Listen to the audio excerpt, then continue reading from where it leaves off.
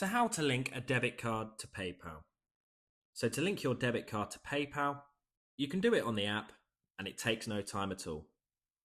So when you're on the app, you just want to go ahead and click on Add Money right here. Then once you've clicked on Add Money, it'll bring you through to this page here. And nice and simple, you just want to go ahead and select debit card. Then once you've done that, it will bring you through to here.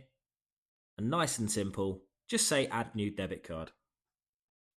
And then from here, you just need to go ahead and enter the 16-digit expiry date and security code.